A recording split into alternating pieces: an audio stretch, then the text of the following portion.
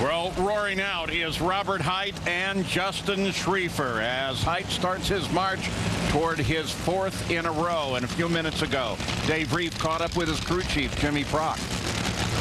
Robert Hight resting comfortably in the car. His crew chief, Jimmy Prock, the man who guided him to the championship and a current 3-race win streak. Everybody knows what's at stake today for the Auto Club car, but drastically different weather.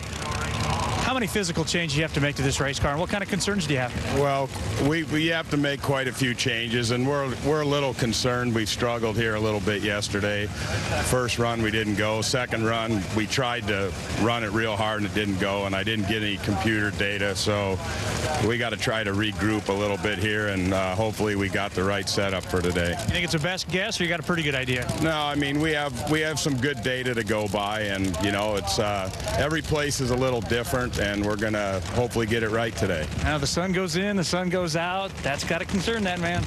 And this track hasn't been all that friendly to Robert since he was the runner-up here in 2006. He only has one round win. And Justin Schreiffer, though, lost to Robert at Memphis last year. And the red light, that'll give it to Robert Hight as Schreiffer just gets in all kinds of trouble as the red light, loses it coming off the line. Robert runs a 411, 302 mile-an-hour pass. Well, that's exactly what the AAA team wanted to do, just go from A to B and make a good run, which is what they did. They pretty much ran the same as their teammate Ashley right ahead of him. But take a look at Justin Schreiffer. He went red light before the amber or the green light came on, and then when to add insult to injury, looked like he had cylinders out and went sideways.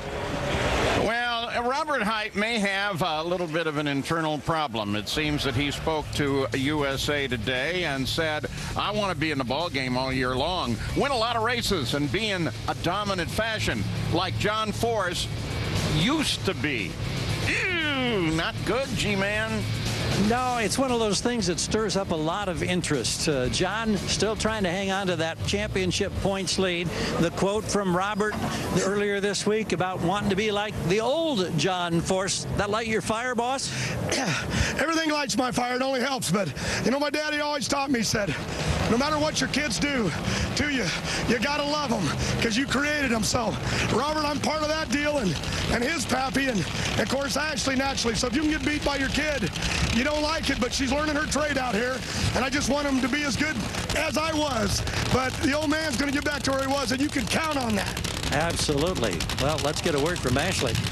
Pops is fired up, but you're the one that's going to the second round. A relief? It's always a relief to get a win in this funny car class because it's just so competitive. Every pair down the track is like winning by that much. So we'll take this first round win. We'll go on to the next. And we got a lot of people from Ford here this weekend, so we'll show them what our Mustang can do, and maybe Roberts as well. Thanks. Thank you. And John was so fired up over that quote, he was in the booth early this morning wanting to talk about it.